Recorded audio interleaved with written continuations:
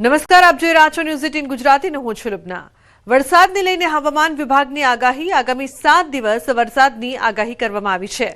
દક્ષિણ ગુજરાતમાં પણ વરસાદ પડી શકે છે તો નવસારી, તાપી, ડાંગ, વલસાડમાં આગાહી કરવામાં આવી છે। બીજી તરફ દમણ, દાદરાનગર હવેલીમાં વરસાદ પડી શકે છે તો સૌરાષ્ટ્રમાં વરસાદની આગાહી 12 થી 14 જૂન દરમિયાન પડી શકે છે વરસાદ। ગીર સોમનાથ, અમરેલી, જૂનાગઢમાં પણ વરસાદ પડી શકે છે तो 12 થી 14 दरमियान वरसाद पड़े तेवी संभावना।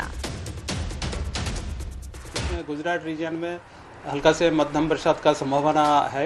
इसमें मेनली आपका दक्षिण गुजरात की जो ज़िले हैं जैसे नवसारी, तापी से लेकर आगे वाला जो डिस्ट्रिक्ट्स है, वलसाड, डांग, दमन, दादरा नगर हवेली, और इसके आगे फिर अगले 7 दिन ऐसा ही रहेगा। गुजरात का जो बारिश का स्थिति हल्का से मध्यम बरसात रहेगा। फिर डे 5 से इसमें आपका बरसात बढ़ने का संभावना रहेगा, मतलब ज़्यादा एरिया में हल्का से मध्यम बरसात होने का संभावना रहेगा। सौराष्ट्र कच्छ में अगले 4 दिन शुष्क मौसम रहने का पूर्वानुमान है। 12 से लेकर 14 जून तक हल्का से मध्यम बरसात संभावना रहेगा। जैसा इसमें जो डिस्ट्रिक्ट आएगा अमरेली और भावनगर या गिर सोमनाथ, इसमें बरसात होने का संभावना रहेगा 12 जून से। उसके आगे जो अधिकतम तापमान का बात करें तो अगले 7 दिन तक कोई तापमान में तापमान में कोई बड़ा बदलाव नहीं रहेगा। हवामान निष्णात અથરેયા શેટ્ટીનું અનુમાન ગુજરાતમાં 20 જૂન બાદ જ ચોમાસું સક્રિય થશે। હાલ વાવેતર ન કરવા અથરેયા શેટ્ટીની સલાહ। ગુરુવાર સુધી રાજ્યના મોટા ભાગમાં સૂકું રહેશે વાતાવરણ। ઉકળાટ અને વાદળિયું વાતાવરણ રહેશે તેવી આગાહી। નીચા લેવલના ભેજના કારણે હળવો વરસાદ સંભવ છે। કચ્છ, સૌરાષ્ટ્રના દરિયાકાંઠે પડી શકે છે હળવો વરસાદ। મધ્ય સૌરાષ્ટ્રમાં પણ થંડરસ્ટોર્મની સંભાવના રહેશે તો ગુરુવાર સુધી વરસાદની કોઈ મોટી ગતિવિધિ સંભવ નહીં।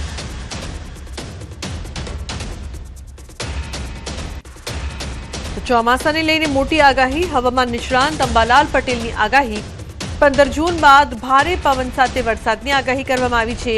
16 જૂનની આસપાસ સારા વરસાદની આગાહી છે। 18 જૂનથી 28 જૂન સુધીમાં મોટા ભાગમાં વરસાદની આગાહી। હવામાન નિષ્ણાંત અંબાલાલ પટેલની આગાહી। 11 જૂને મુંબઈના ભાગોમાં વરસાદની શક્યતા તો મુંબઈથી આગળ વધતા ચોમાસાની ગતિ ધીમી પડી જશે। દક્ષિણ ગુજરાત, દક્ષિણ સૌરાષ્ટ્રના ભાગોમાં વરસાદની શક્યતા છે। ગાજવીજ સાથે વરસાદની શક્યતા છે। 16 થી 17 જૂન રાજ્યના કેટલાક ભાગોમાં વરસાદ પડશે તો 16 જૂન બાદ સારા વરસાદની શક્યતા। ચોમાસું ધીરે ધીરે પકડશે રફતાર। 29 જૂનથી 7 જુલાઈ સુધી ચોમાસું સર્ક્યુલેટ થઈ જશે। વેસ્ટર્ન ડિસ્ટર્બન્સની અસર ચોમાસા પર જોવા મળશે તો ભારે પવન વરસાદને ખેંચી લે તેવી પણ શક્યતા રહેશે। આદ્રા નક્ષત્રમાં વાવણી કરવી ખેડૂતો માટે સારી રહેશે।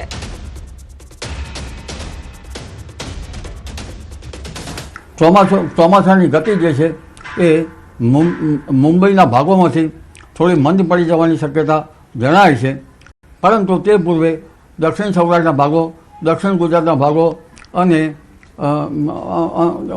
અન્ય ભાગોમાં લગભગ પશ્ચિમ સૌરાષ્ટ્રના ભાગોમાં ગાજવીજ સાથે છૂટો છવાયો વરસાદ થવાની શક્યતા રહેશે। ચોમાસાનો વિધિવત વરસાદ લગભગ મૃગશીર નક્ષત્રમાં થઈ જવાની શક્યતા રહેશે।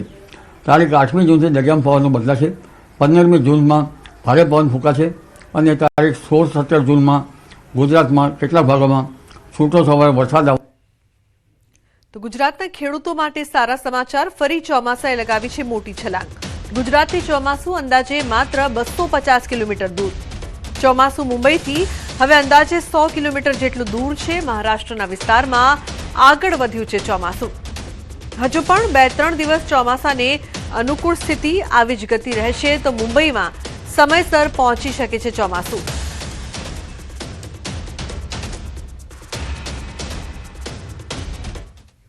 अन्य समाचार। वडोदराથી પશુ માલિકો બન્યા છે બેફામ। રખડતા ઢોરને પકડવા ગયેલા કોર્પોરેશનના સ્ટાફ પર હુમલો કર્યો।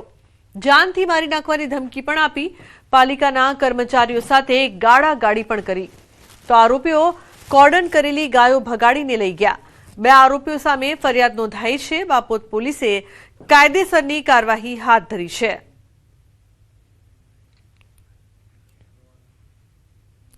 અરવલ્લીના મેઘરજમાં દબાણ હટાવવાની કામગીરી ઇપલોડા ગામે દબાણ હટાવવાની કાર્યવાહી કરવામાં આવી છે। 16 થી વધુ નાના મોટા દબાણ દૂર કરાયા છે। ગામના મુખ્ય માર્ગ પરનું દબાણ દૂર કરાયું છે। નવા બનનારા વિકાસ પથના દબાણો હટાવાયા છે। દબાણના કારણે પાકા રસ્તાનું કામ પણ બંધ હતું। લાંબા સમયથી પાકા રસ્તા પરના દબાણનો પ્રશ્ન યથાવત હતો। અંકલેશ્વર નગરપાલિકા દ્વારા ચોમાસાને ધ્યાને રાખીને શહેરમાં આવેલા જર્જરિત મકાનો સામે કાર્યવાહી હાથ ધરાઈ છે। પાલિકા દ્વારા આશરે 40 જેટલા મકાન માલિકોને નોટિસ પાઠવી જરૂરી પગલાં ભરવા સૂચના આપવામાં આવી હતી। તે દરમિયાન અત્યંત જોખમી સ્થિતિમાં આવેલા 3 જર્જરિત મકાનોને તંત્ર દ્વારા જમીનદોસ્ત કરવામાં આવ્યા। ચોમાસા દરમિયાન કોઈ દુર્ઘટના ન સર્જાય અને નાગરિકોના જાનમાલની સુરક્ષા સુનિશ્ચિત રહે તે માટે પાલિકા દ્વારા કાર્યવાહી કરવામાં આવી। જે 20 મકાનો છે એમને કડક નોટિસ આપવામાં આવેલી છે અને 20 માંથી આજ સુધીમાં જે વધારે સંવેદનશીલ ને અતિ જર્જરિત હતા એવા 3 મકાનો ઉતારી લેવામાં આવેલા છે અને ભવિષ્યમાં પણ જે જર્જરિત મકાનો છે એમની સામે કાયદાકીય કાર્યવાહી કરવામાં આવશે જેથી કરીને કોઈ સામાન્ય લોકોને કે પડોશીઓને નુકસાન ના થાય। વડોદરામાં બેનર પોસ્ટર સાથે ઉગ્ર વિરોધ કરવામાં આવ્યો છે। ઇન્ડિયન હોકર્સ એલાયન્સના પાલિકા કચેરી વિરોધ લારી ગલ્લા ધારકો સાથે રજૂઆત કરવામાં આવી। 14 રસ્તાઓ હોકિંગ ઝોન જાહેર કરાતા વિરોધ થયો છે। સર્કલથી 30 મીટર દૂર લારી રાખવા પાલિકાનો આદેશ છે તો સમય મર્યાદાનો હોકર્સે ઉગ્ર વિરોધ કર્યો છે તો બેનર પોસ્ટર સાથે ઉગ્ર વિરોધ કરવામાં આવ્યો છે। નર્મદા જિલ્લાની 700 થી વધુ આશા વર્કર બહેનો જેઓ સગર્ભાથી માંડીને અનેક મહત્વની આરોગ્યલક્ષી કામગીરી કરતી હોવા છતાં તેમને 3 મહિનાથી મહેનતાણું નથી મળી રહ્યું, જેને લઈને રાજપીપળા જિલ્લા પંચાયત કચેરી ખાતે મોટી સંખ્યામાં આશા વર્કર બહેનો ઉપસ્થિત રહ્યા હતા અને સૂત્રોચ્ચાર સાથે પગાર યોગ્ય સમય પર મળે અને ઇન્સેન્ટિવમાં વધારો થાય તેવી માંગ કરી હતી। આ અંગે આરોગ્ય અધિકારીએ 3 મહિનાથી ઇન્સેન્ટિવ મહેનતાણું મળ્યું નથી એ સ્વીકાર્યું હતું। તેનું કારણ જણાવ્યું હતું કે સિસ્ટમમાં ફેરફાર થયો હોવાથી મોડું થયું છે, તેમાં થોડી વાર લાગશે, હવે પછી રેગ્યુલર થઈ જશે। પગાર સમયસર ન મળતા આશા વર્કર બહેનો મુશ્કેલીમાં મુકાયા છે। અમારી માંગણીઓ આજે 3 મહિના થયા આશા બહેનોનો પગાર ચૂકવવામાં આવેલ નથી। આશા બહેનોને 2000 રૂપિયા ચૂકવવામાં આવે છે પણ સમયસર મળતા નથી। આજે નવેમ્બર ડિસેમ્બરથી આવું જ ચાલે છે। તો પણ અમને એ લાભાર્થી બોલાવે એટલે અમારે 108ની જેમ કદાચ આશા બહેનોનું નામ 108 હોત તો સારું રહેત, એટલે અમને 108ની જેમ દોડાવી રહ્યા છે પણ અમારા પગારમાં હજી અત્યારે શૂન્ય છે અને 6 મહિનાથી અમારો પગાર દર 3 મહિને થાય છે અને જો કદાચ મોટા અધિકારી હોય એમને દર મહિને પગાર મળતો હોય તો આશા વર્કર બેનને એકલો જ કેમ અન્યાય? ગરુડેશ્વર અને તાલુકાની આશા બહેનો મળવા માટે આવ્યા છે ને મેમોરેન્ડમ જે એમણે આપ્યું એ પ્રમાણે એમના પગાર ન મળવાનો પ્રશ્ન ઇન્સેન્ટિવ જે છે એ નથી મળ્યું 2-3 મહિનાથી, એવી રજૂઆત એમની છે। પંચમહાલના ગોધરામાં વારંવાર વીજળી ગુલ થતા સિનિયર સિટીઝન ગ્રુપ આકરા પાણીએ થયું છે। લો વોલ્ટેજથી વીજ ઉપકરણો બગડતા વડીલોમાં ભારે આક્રોશ છે। આ મુદ્દે વડીલોએ MGVSL કચેરી સુધી પ્લે કાર્ડ સાથે રેલી યોજી હતી। તેમણે અધિક્ષક ઇજનેરને આવેદનપત્ર આપી પ્રી મોન્સૂન કામગીરી સામે સવાલો કર્યા હતા। એક વડીલે તો કંટાળીને આત્મહત્યા કરવાની પણ ચીમકી ઉચ્ચારી છે।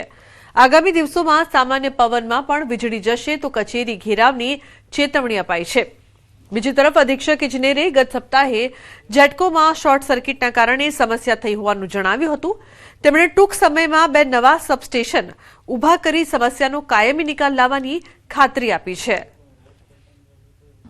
જે ગોધરા શહેર અને બારડોલી રોડ પર વારંવાર ભૂલ થઈ જાય છે, એના માટે અમે એક સિનિયર સિટીઝને નક્કી કર્યું હતું કે પ્રજાના હિત માટે અને વારંવાર જે ઉપકરણોથી જે થતું નુકસાન, ફ્રીજ, ટીવી ને આ બધા નુકસાન મોટા પાયે થાય છે, એમાં અમે પણ ભોગ બનેલા છે। ગોધરા શહેરમાં ટૂંકું વાવાઝોડું આવે અથવા વરસાદ પડે તો વારંવાર વીજળી જતી રહે છે। આ માટે ગોધરા શહેરને પડતી હાલમારી માટે અમે આજે સિનિયર સિટીઝનો દ્વારા એક આવેદનપત્ર ગુજરાત વિદ્યુત બોર્ડના ઉચ્ચ અધિકારીને આપ્યું હતું। ગોધરાના ધારાસભ્ય દ્વારા પણ ગોધરા શહેરને એક નવું સબસ્ટેશન મળે તે માટે પત્ર લખેલો છે અને તે મંજૂર બી થઈ ગયો છે. તેથી ટૂંક સમયમાં ગોધરા શહેરને આ હાડમારીમાંથી કદાચ છુટકારો મળશે અને નહીં મળે તો અમે આના અંગે ઉગ્ર આંદોલન આપીશું. આજ રોજ 8/6/26ના રોજ બામરોલી રોડ ગોધરા ખાતેથી રહીશો આવેલા હતા. એમને જે આવેદન આપ્યું એ બાબતે તારીખ 2/6/26ના રોજ જે ટેકનિકલ ખામી સર્જાઈ હતી, જેને કારણે ટોટલ 8 પેનલો ફીડરની પેનલો બળી ગઈ હતી.